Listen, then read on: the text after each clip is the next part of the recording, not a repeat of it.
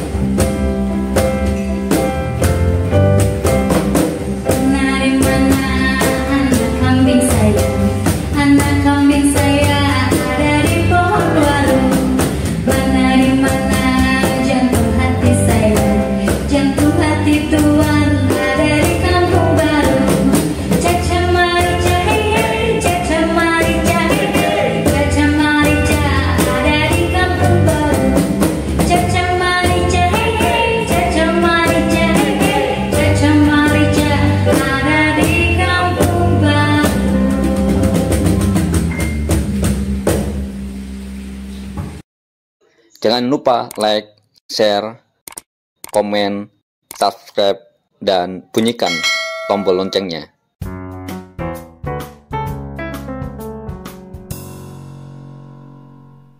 Tapi kan di tengah kepastian ekonomi global yang nggak terlalu stabil sekarang kondisinya, meskipun Indonesia bisa dikatakan nggak terlalu berimpact ya, tapi kan kemudian sampai akhirnya Undang-Undang Cipta Kerja itu disahkan, walaupun dari sebagian pihak menilai ini sangat pro kepada para pengusaha, bukan pro kepada para pekerja. Tapi kemudian gini, yang bisa dilihat dari teman-teman KSPI, dari teman-teman buruh melihat sistem upah murah, sistem outsourcing yang juga nanti diprediksi akan makin menggila setelah ini betul-betul diimplementasikan. Apa bentuk-bentuk pencegahannya? Satu, memastikan regulasi berpihak pada keseimbangan. Kalau ekonomi tumbuh, secara bersamaan daya beli harus dinaikkan.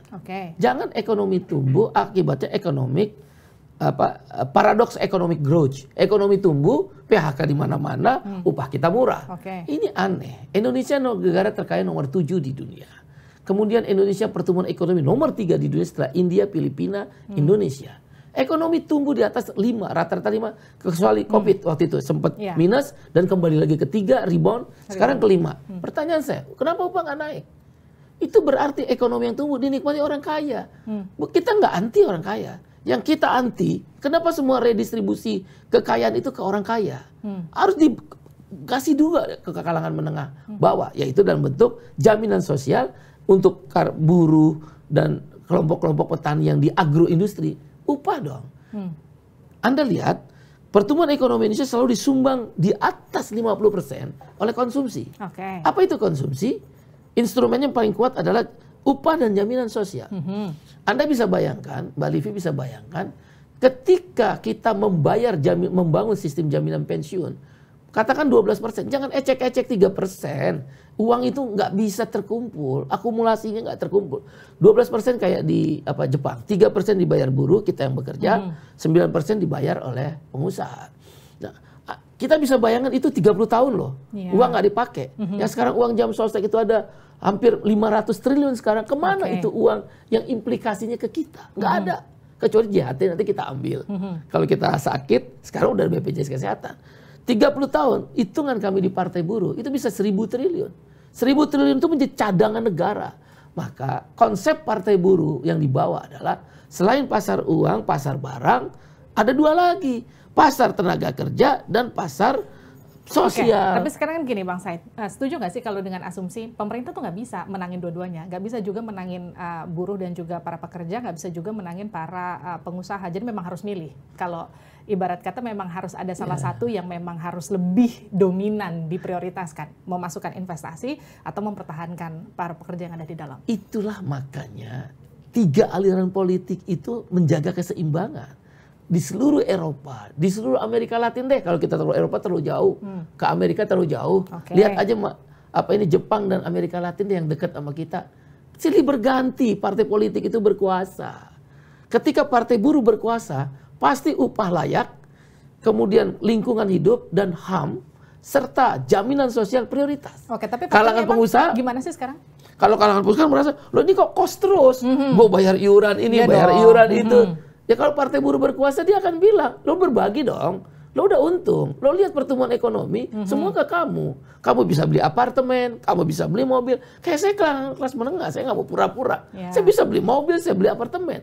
Tapi anggota saya punya kawan-kawan di buruh, untuk makan aja dia susah. PHK seenaknya, pesangon kecil, upah nggak naik 3 tahun, kan nggak adil. Maka ketika partai buruh berkuasa biasanya, termasuk Sosial Demokrat, kebijakannya akan memang terlalu ke kiri tengah.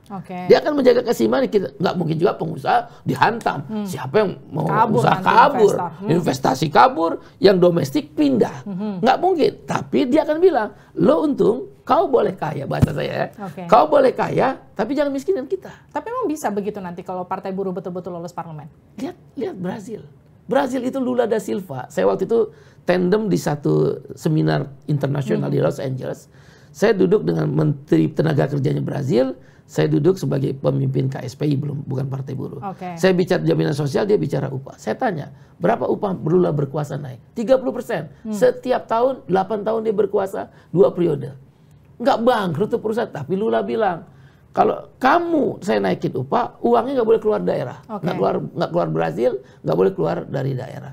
Akhirnya konsumsi naik karena purchasing powernya naik, konsumsi naik, pertumbuhan ekonomi, Lula bilang, kan Anda lihat daya beli masyarakat saya naik, saya kasih regulasi yang mudah.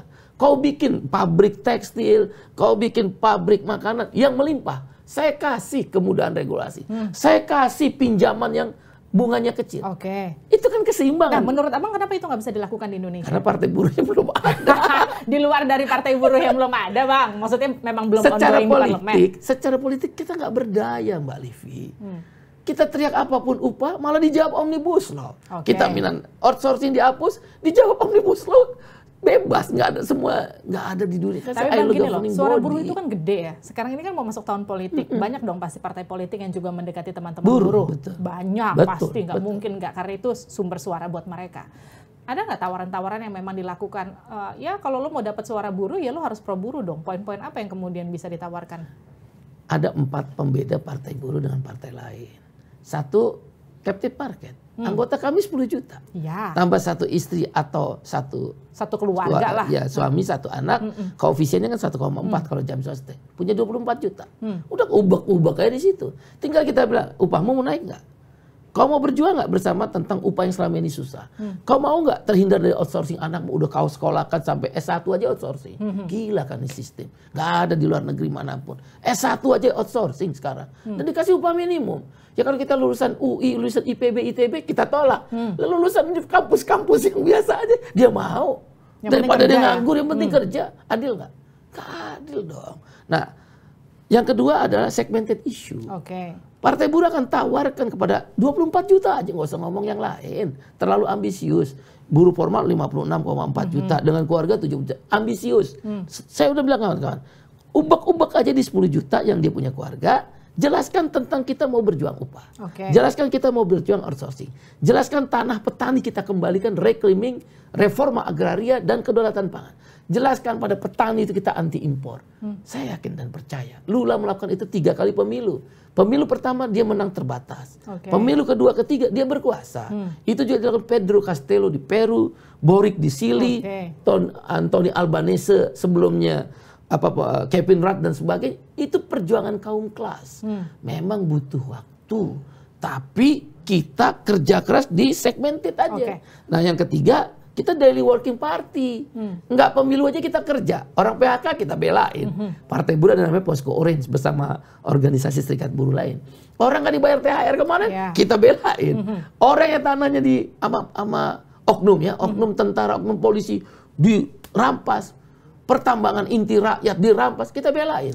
Begitu kita belain, mereka paham. Oh, kami butuh ya kalau begitu. Nah, perjuangan kelas ini membangun kesadaran kelas dengan daily working party, itu akan orang. Bang, tapi gini, masuk kalau kita mengubah sistem, mengubah kebijakan, sampai kemudian nanti kalau memang semangat Abang nanti bisa terwakilkan dan masuk ke parlemen, mengubah satu kebijakan itu butuh waktu.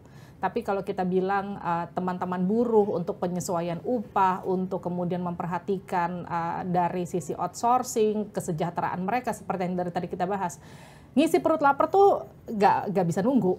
Jadi ya makanya nggak bisa nunggu. Makanya tadi saya bilang, andai kan Tuhan izinkan kami duduk di parlemen 30 kursi loh, saya nggak main-main. Saya berkeyakinan 30 kursi. Dan itu basisnya di 16 provinsi aja dan 84. Pertama yang saya minta nanti sama fraksi Partai Buruh, tunjangan makanan. Kan saya udah bilang tadi, haram hukumnya orang kelaparan. Kau punya uang 2.700 triliun APBN, 2025 Presiden Jokowi memperkirakan hampir 4.000 triliun. Kau kasih 180 triliun.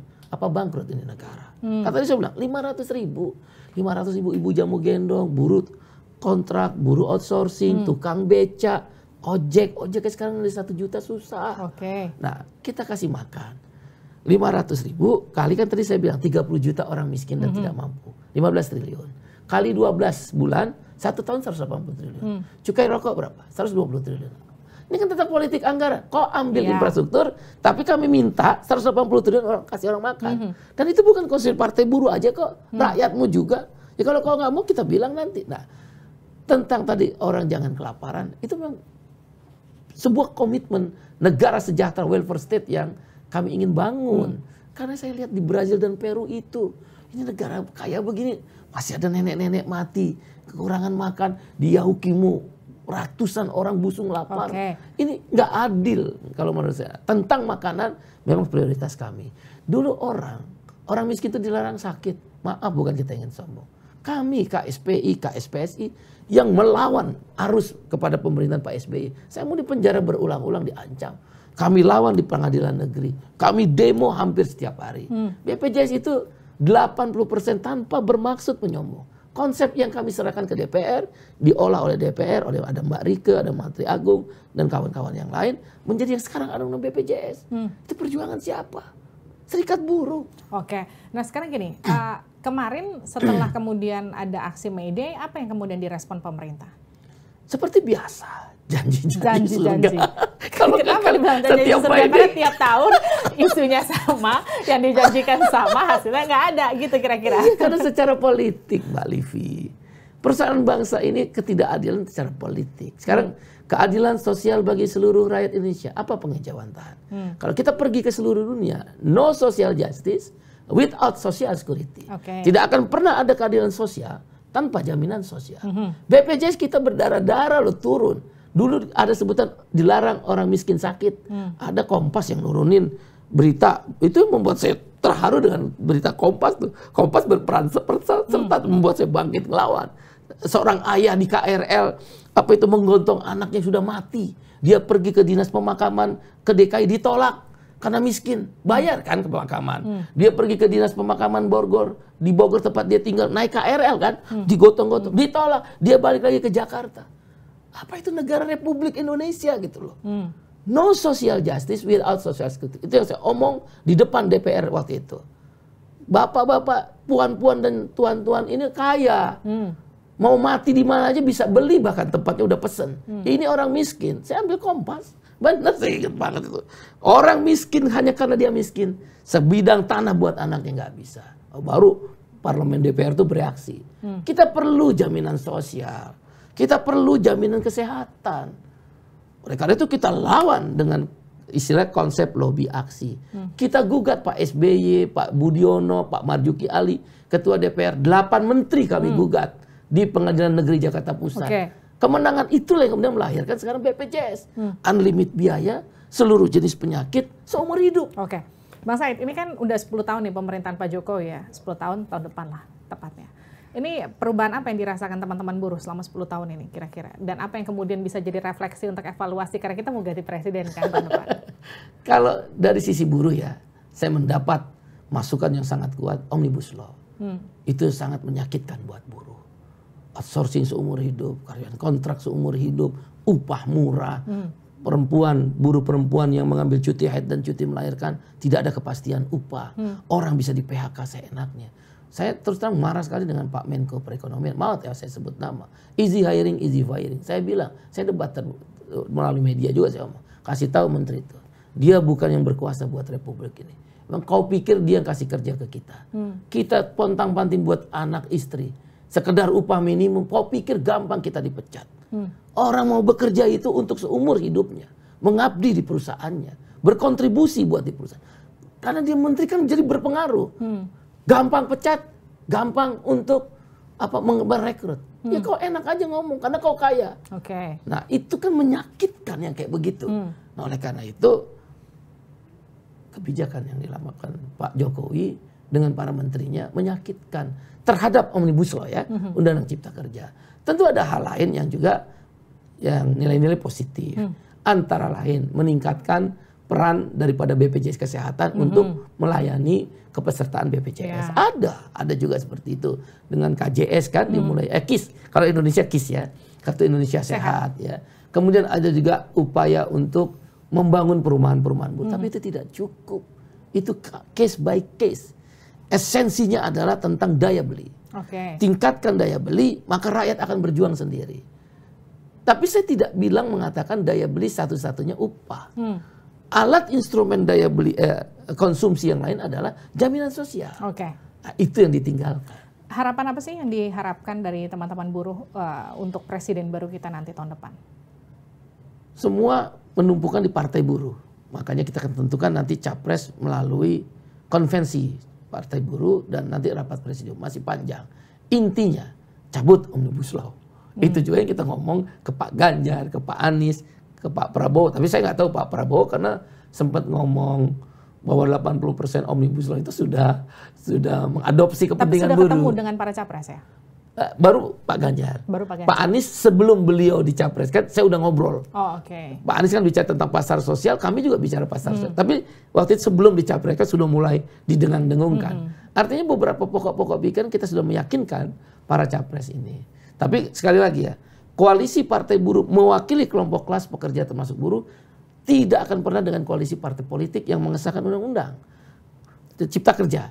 Koalisi kami adalah dengan pribadinya.